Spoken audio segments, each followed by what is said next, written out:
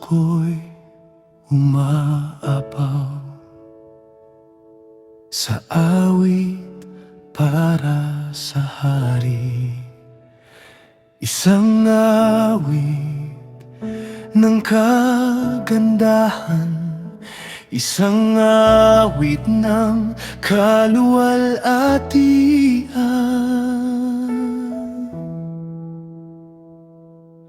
Ang iyong mga salita'y puno ng biyaya, at ang iyong panghalan ay higit sa lahat.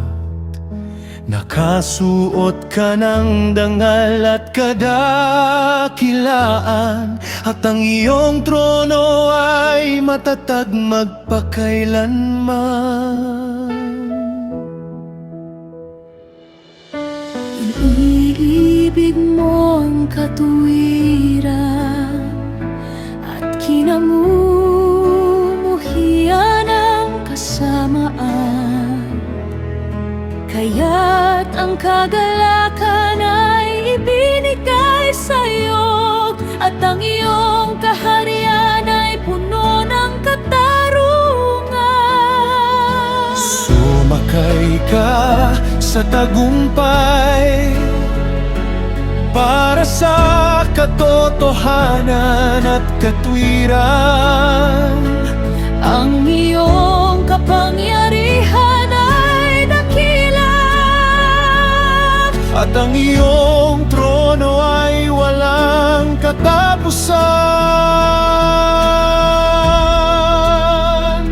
Ikaw ang hari ng kaluwalhatian, karapat-dapat kang parangalan.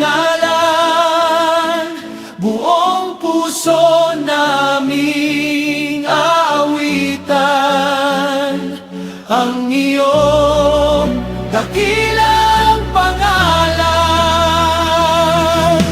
Mula sa mga palasyo ng garing, umaliringaw-ngaw ang tugtugin, at sa iyong harapan ay may kagalakan, habang dumarating ang reyna sa kanyang kagandahan. nakadamit siya ng maringgal na kasuotan, at napapalibutan ng kagalakan. Sa harapan ng hari siya'y lumalapit, At ang buong palasyo ay nagdiriwang. Pakinggan mo, anak. Lumapit ka sa hari, iwan mo ang dating tahanan, at ialay sa kanya ang iyong puso. Ikaw ang hari ng kaluwalhatian, karapat-dapat kang parangalan. Buong puso namin awitan ang iyong dakilang pangalan.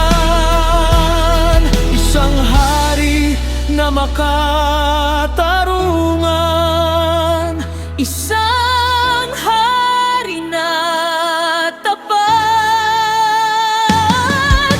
isang hari na nagmamahal, isang hari na walang katapusan.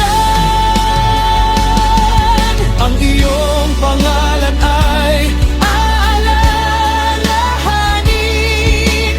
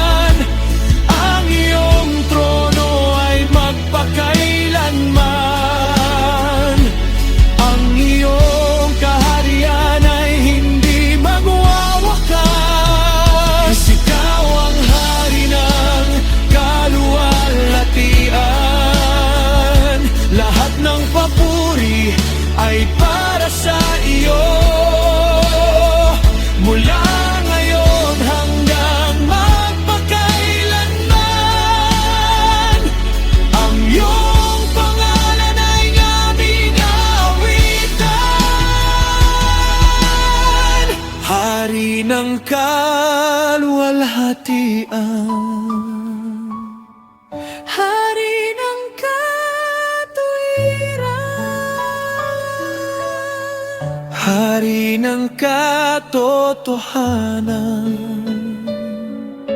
Ikaw ang aming hari. Ang puso ko'y umapabig